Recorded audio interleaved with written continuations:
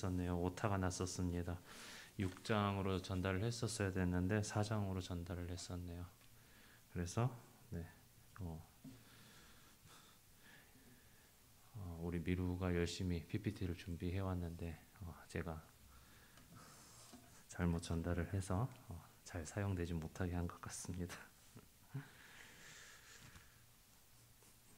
다음 주부터는 다시 두 번, 세 번 확인해가지고 바로 전달을 하도록 하겠습니다. 오늘은 여호와를 사랑하라라는 제목으로 함께 말씀을 나누어 보도록 하겠습니다. 제가 며칠 전에 인터넷 기사를 읽었습니다. 그곳에는 19세에서 39세 청년 700명을 대상으로 조사를 했는데 전체 응답자 중에 47%가 앞으로 10년 후에 교회를 나가지 않거나 신앙을 포기할 것이라고 대답을 했다고 합니다. 40%가 700명 중에 40%가 10년 후에 신앙을 유지하겠지만은 교회는 가지 않을 것이다라고 대답을 했다고 하고요. 그리고 700명 중에 7%가 기독교 신앙을 버릴 것 같다.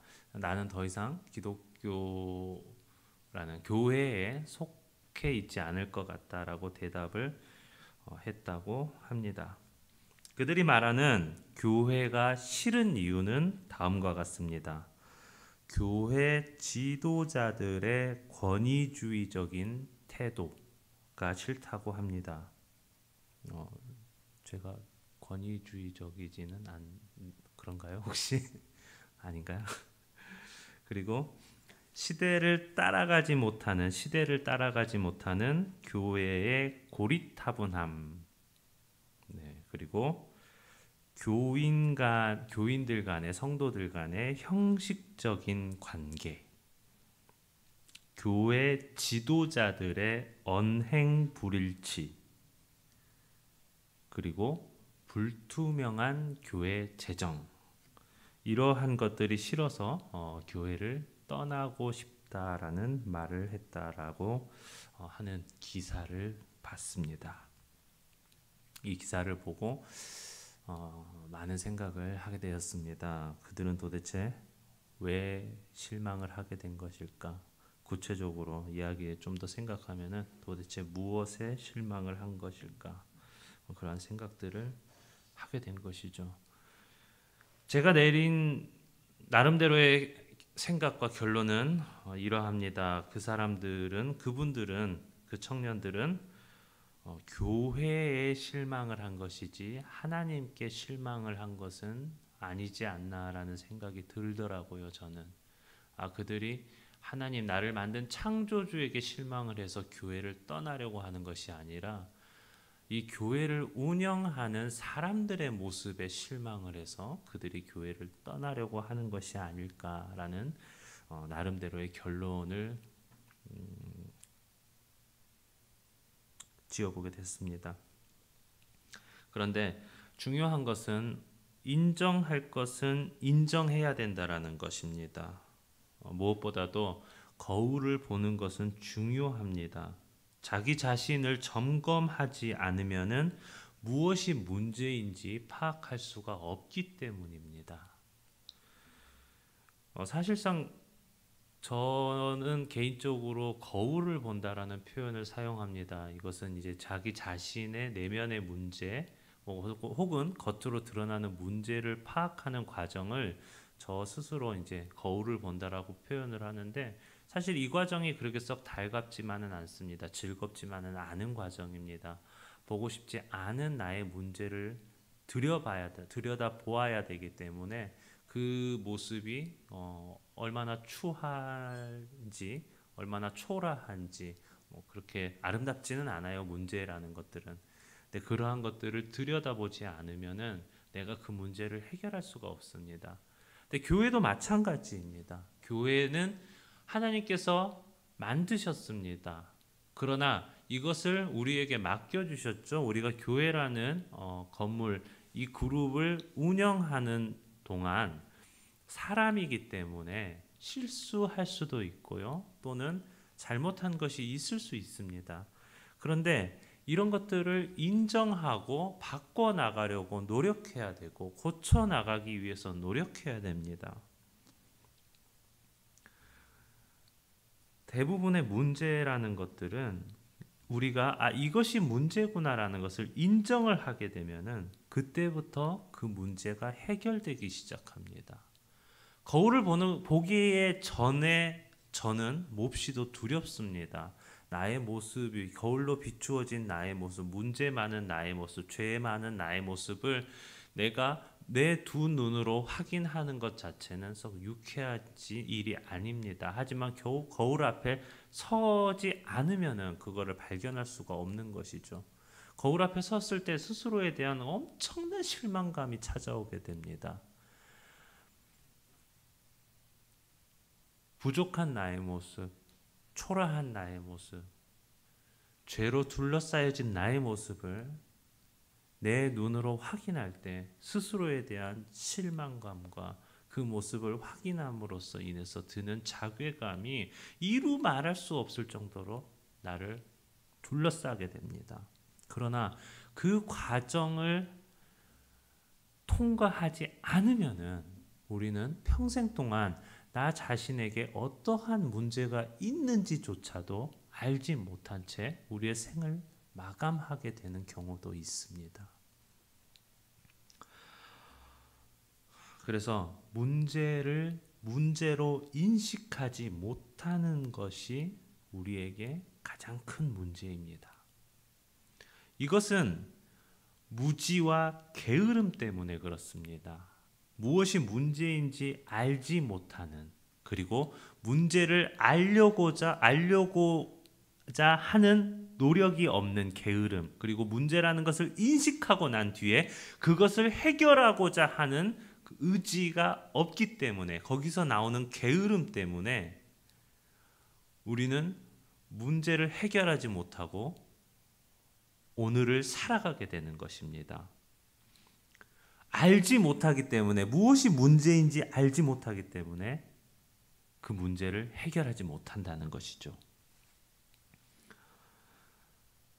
아무리 좋은 의도를 가지고 있다고 하더라도 모든 일은 장점이 있고 단점이 있습니다.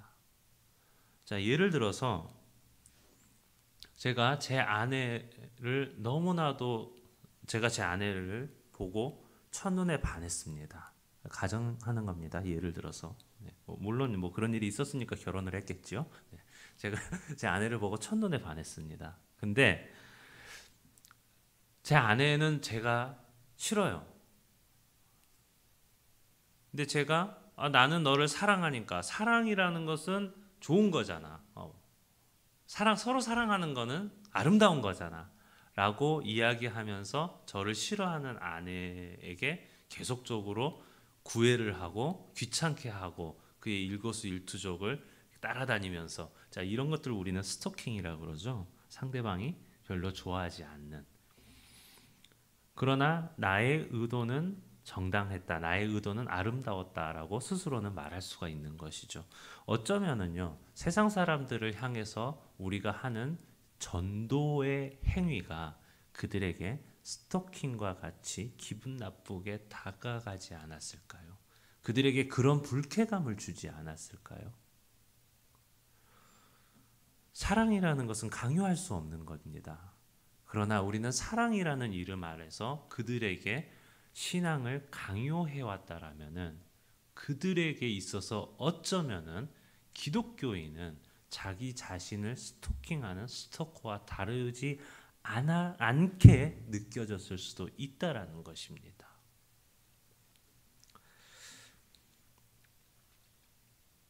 때로는 전도, 봉사, 헌신, 이런 것들을 열심히 하는 그 행위 자체가 문제가 될 수 있다는 것을 우리는 알아야 됩니다. 진행하는 일에 단점이 부각이 된다라면은 그때 바로 문제가 발생하게 되는 것이죠. 자, 그렇다면은 이제 문제를 파악했습니다. 이제 개선하고자 하는 노력이 필요합니다. 그러나 무엇이 문제인가를 알고 난 뒤에도 그것을 문제로 인정하지 않습니다. 왜냐하면 그것을 문제로 인정한다라면 그 순간 내가 지금까지 해왔던 모든 노력이 부정당하기 때문입니다. 나는 지금까지 이렇게 배웠는데, 나는 지금까지 교회에서 목사님이, 전도사님이 이렇게 하라고 그래서 그대로 열심히 했을 뿐인데, 근데 나보고 스토커라고? 나는 그들을 사랑하기 위해서 노력했을 뿐인데, 내가 10년, 20년, 30년 동안 신앙생활을 하면서 그렇게 열심히 헌신하고 그렇게 열심히 봉사하고 그렇게 열심히 전도했는데, 믿지 않는 사람들을 따라다니면서 그토록 열심히 30년이라는 세월을 그렇게 헌신했는데 이제 와서 이게 스토킹이라고? 이제 와서 이게 나쁜 거라고? 그럴 수 있습니다. 그렇기 때문에 우리는 문제로 파악된 것들을 문제라고 인정하기가 힘든 것입니다. 자신의 과거에 살아온 삶을 부정해야 하는, 내가 잘못 살아왔구나라는 것을 인정해야 하기 때문에 이것은 쉬운 일이 아닙니다. 그리고 문제를 문제로 인정하게 된다 하더라도, 이게 문제였구나라는 것을 인정하게 된다 하더라도 그것을 개선하고자 하는 노력이 또 쉽지가 않습니다. 왜냐라면은 말씀드렸듯이 10년, 20년, 30년간 해왔던 것을 바꾼다라는 것 자체도, 내 삶의 패턴을 바꾼다라는 것이 결코 쉽지 않기 때문입니다. 그렇기에 사람은 자기 자신을 정당화하려고 합니다. 핑계를 댑니다. 좋은 의도를 가지고 있었기 때문에 그것을 받아들이지 않는 그 사람이 문제가 있는 거지 나에게 문제가 있는 것이 아니야 라고 생각을 합니다. 왜냐하면 이게 더 쉽기 때문이죠. 그냥 저 사람이 문제가 있잖아, 저 사람이 나쁜 거잖아 라고 인정하게 되면은 그 모든 것이 해결됩니다. 나 스스로에게. 물론 문제 자체는 해결되는 건 아니에요. 그냥 내 속에 내 마음이 정리가 될 뿐이죠. 그렇게 함으로써 문제에서 스스로 떠나게 되고 외면하게 되고, 해결되지 않는 문제는 평생 나를 떠나지 않고 그 문제와 함께 더불어서 우리는 삶을 마감하게 되는 것입니다. 무지와 게으름을 벗어나기 위해서는 정확하게 알아야 됩니다. 삶의 방향, 신앙의 방향, 이러한 것들을 우리는 분명하게 알아야 됩니다. 무지의 상태에서, 알지 못하는 것의 상태에서 벗어나기 위해서 우리는 공부해야 됩니다. 벗어나고자 하는 의지, 더 나은 내일을 살고자 하는 의지가 없기 때문에 우리는 공부하지 않는 것입니다. 여러분께 조금 많이 죄송한 이야기를 한 가지 드린다라면은, 여러분들의 삶의 어제와 오늘이 동일하다라면은 여러분들의 내일도 똑같습니다. 여러분들 잘 생각하셔야 됩니다. 학생 때는, 학교 다닐 때는 그나마 어제보다 나은 오늘을 살아갑니다. 왜냐하면 학교에서 공부를 시키기 때문이에요. 내가 싫든 좋든 나는 그 공부를 해야 돼요. 그렇기 때문에 어제의 나보다 오늘의 내가 좀 더 나은 내가 되어 있습니다. 왜냐하면 머릿속에 지식이 들어오기 때문이죠. 그러나 우리가 학교라는 틀을 벗어나게 된 뒤에는 스스로 공부하고 스스로 학습하고 스스로 노력하지 않는다라면 어제의 나와 오늘의 나는 동일하습니다. 심지어 어제의 나보다 더 못한 오늘을 살아갈 때도 있습니다. 그렇다면 우리의 내일은 결코 오늘보다 나을 거라고 생각할 수가 없는 것입니다. 우리의 내일이 오늘과 다르지 않는데 1년 후, 10년 후에 그때의 내가 오늘과 다를 거라고 생각하신다라면 그것은 큰 착각입니다. 아주 사소한 것이라고 할지라도, 아주 작은 것이라고 할지라도 어제의 나의 삶보다 더 나은 삶을 살아야 됩니다. 그래야 더 발전된 내일을 살게 되는 것입니다. 그 하루하루가 쌓여서 1년이 되고 그 1년이 쌓여서 10년이 되는 것입니다. 비로소 10년 후에 내가 오늘의 나와는 전혀 다른 모습으로, 더 발전된 모습으로, 더 성장한 모습으로 서 있을 수가 있는 것입니다.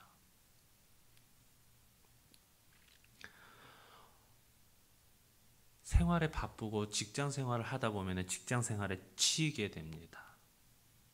내 시간을 낼 수가 없어요. 저도 직장 생활을 해봐서 알고 있습니다. 그렇기 때문에 우리는 일부러 시간을 만들어야 됩니다. 잠자는 시간을 줄이든 아니면은 출퇴근하는 대중교통에서의 시간을 활용하든 그 어떠한 희생을 치루어서라도 우리는 어제와 다른 오늘을 살아갈 수 있는 시간을 만들어야 됩니다. 처음에는 아주 작은 10분, 20분이라는 시간으로도 괜찮습니다. 그 10분, 20분을 내가 통제하기 시작한다라면은 이 시간들이 쌓여서 나중에는 내 하루를 내 스스로 통제할 수 있는 능력을 갖게 되는 것입니다. 아주 사소한 것이라도 좋습니다. 일단은 여러분들 무엇이든 간에 시작하셨으면 하는 바람이 있습니다. 누구에게나 주어진 삶의 틀이 있습니다. 사람들은 그 틀 안에 갇혀서 살아가게 됩니다. 그리고 그 틀을 깨고 나온다라면은 진정한 자유를 누릴 수가 있습니다. 예수님께서 이 땅에 오셔서 우리에게 진정한 자유를 주셨습니다. 그런데 우리의 삶이 그렇게 자유로운가요? 여러분들은 열심히 하나님을 예배하고 열심히 예수님의 이름으로 기도하지만은 여러분들의 삶은 여러분들이 생각할 때 자유로운가요? 여러분들의 삶이 어딘가에 매여 있다라면은, 여러분들이 스스로 생각할 때 내 삶이 자유롭지 못하다라면은, 죄송하지만 그것은 여러분들이 아직 예수님께서 우리에게 주시는 참 자유를 누리고 있지 못하기 때문입니다. 심각하게 생각하셔야 됩니다.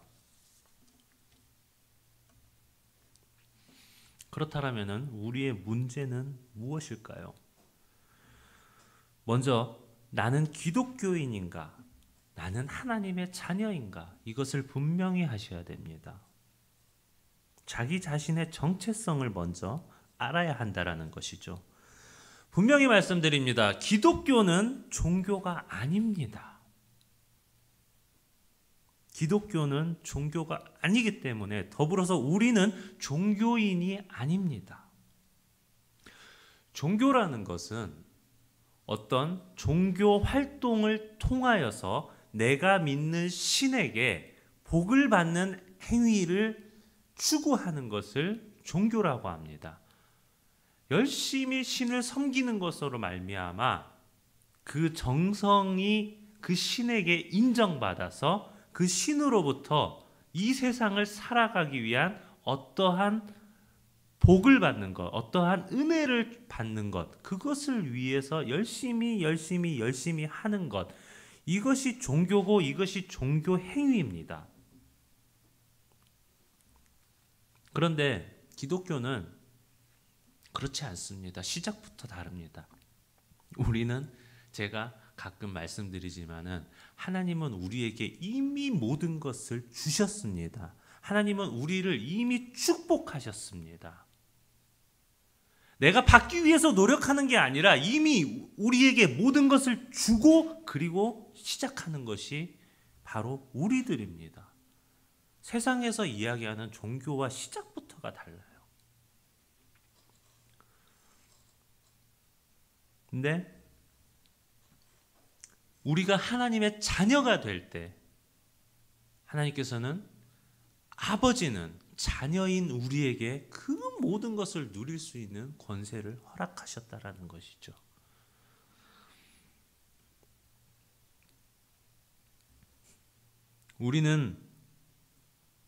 우리의 목표는 교회에, 우리가 속해 있는 교회의 세력을 늘리는 것이 아닙니다.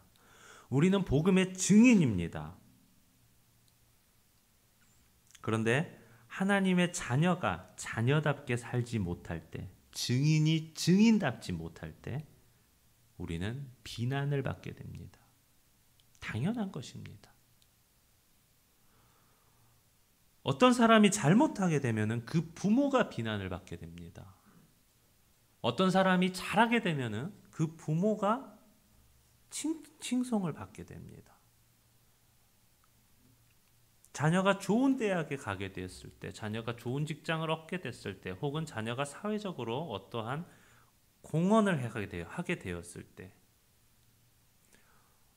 그 부모가 그 자녀의 행위로 말미암아서 사람들로부터 칭송을 받게 되는 것이죠. 바꿔 말하면은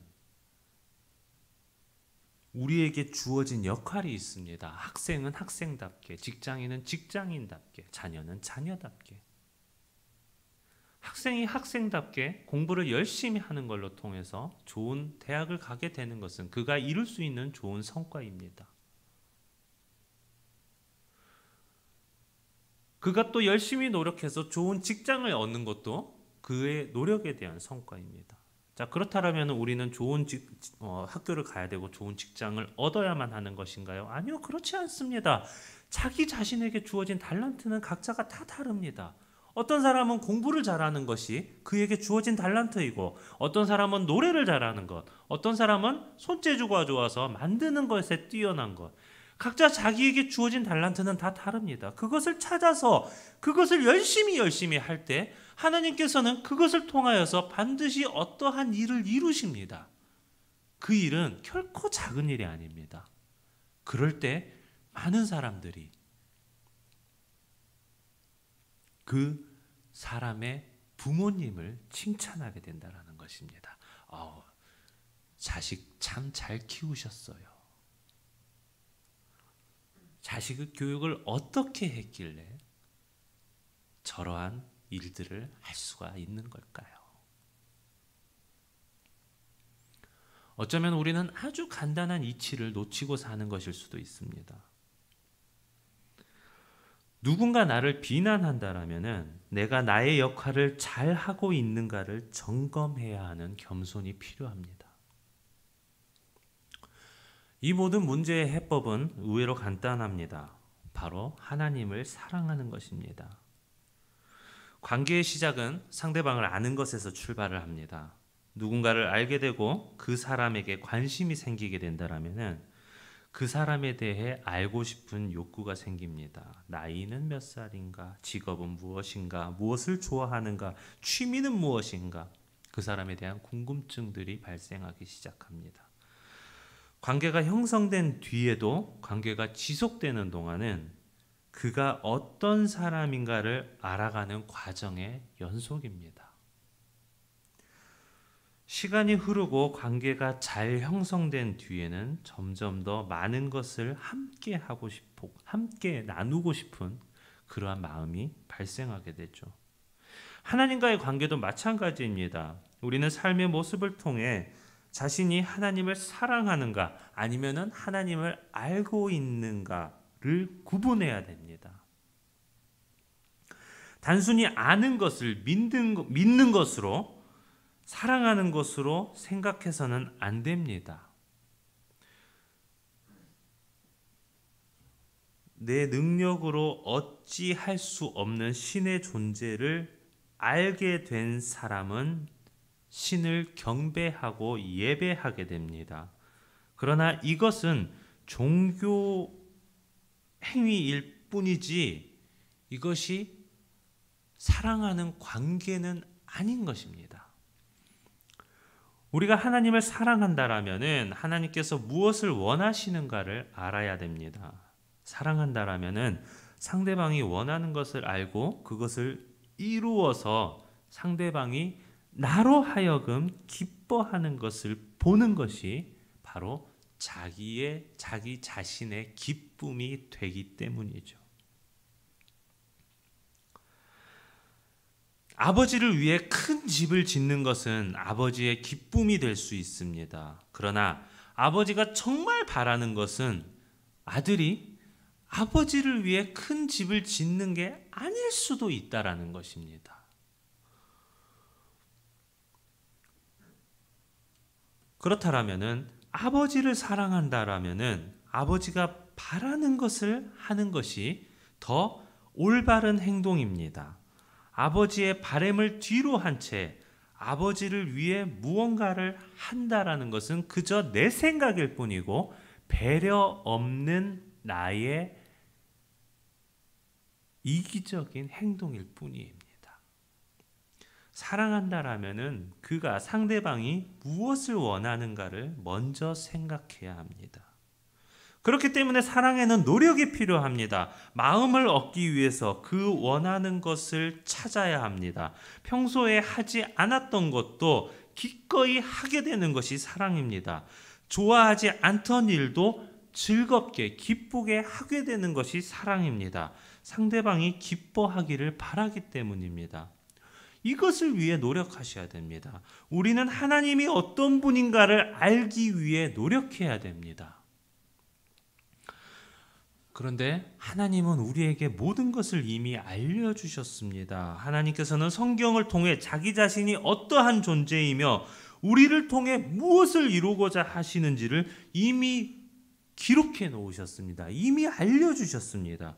기도를 통해서 끊임없이 또 알려주십니다. 성령을 통해서 또 알게 하십니다.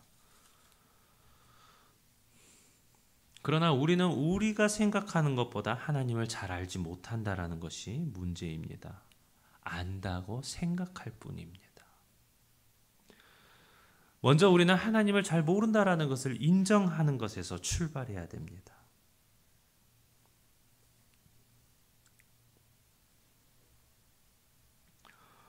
하나님께서는 우리에게 가정을 주셨습니다. 직장을 주셨습니다. 교회도 주셨습니다. 우리는 각각의 장소에서 최선을 다해야 됩니다. 그러나 우선순위가 있는 것 같습니다. 자기 가정에서 부모, 자녀로서의 역할이 있고요. 직장에서 혹은 학교에서 자기 자신의 역할이 있습니다. 직급이 있죠. 교회에서도 마찬가지입니다. 많은 사람이 교회를 떠나는 이유는 교회 생활을 열심히 하다 보니 가정에서 자기에게 주어진 역할을 소홀히 했다거나 직장에서 자기에게 주어진 역할을 소홀히 했기 때문입니다. 지금 시대는 부모 자식 간의 관계가 비틀어졌습니다. 신앙이 자녀들에게 전해지지 않고 있기 때문입니다. 그렇다고 해서 그분들이, 우리의 부모님들이 신앙생활을 게을리한 것도 아닙니다. 그 누구보다 열심히 봉사하셨고 그 누구보다 열심히 헌신하셨고 그리고 자녀를 위해서 무엇보다도 열심히 기도하셨습니다.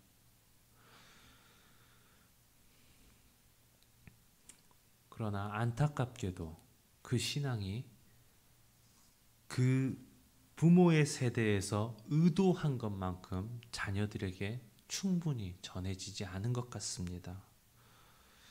사람들은 점점 더 많은 것을 누리게 되었습니다. 단순히 이것은 물질적인 풍요를 의미하는 것만은 아닙니다. 세상을 이끄는 리더가 된 것입니다. 교회에 다니지 않는 세상 사람들이 세상을 이끄는 리더가 되었습니다. 그 전에는 기독교가 세상에 들어와서 그들에게 문명을 전해주고 교육을 하게 됨으로써 세상 그 사회를 이끄는 리더들이 기독교인인 경우가 많았습니다. 그러나 세상이 변해가고 있죠. 세상은 발전해가고 있죠. 거기에 따라서 사람들은 더 나은 학문을 따라서 더 나은 가치를 따라서 그것들을 쫓아서 변해가게 됩니다. 새로운 것들을 받아들여지게 된다라는 것이죠. 그러나 교회는 그러한 것들을 거부했습니다. 그 결과 세상을 이끄는 리더는 더 이상 기독교인이 아니라 그냥 세상 사람들이 세상을 이끄는 리더가 된 것입니다. 기독교인들은 점점 뒤처지고 있습니다. 세상이 변할 때에도 기독교인들은 변하지 않았습니다. 이것이 종교에 대한 집착의 결과입니다. 아이들과 청소년들은 더 이상 교회에서 배울 것이 없다라고 말합니다. 교회는 그저 과거의 산물이 되어버렸습니다. 이것이 하나님과의 관계를 오해한 기독교의 결과입니다. 우리가 하나님을 사랑한다라면 우리에게 맡겨주신 청지기의 역할을 잘 수행해야 될 것입니다. 가정을 돌보는 것으로 가정에 하나님의 사랑이 세대 간에 잘 전해지도록 우리가 먼저 본이 되어야 됩니다. 직장 학교에서 더욱 경쟁력을 갖추고 다른 사람들을 성장시키고 이끌어주는 것으로서 그들에게 본이 되어야 됩니다.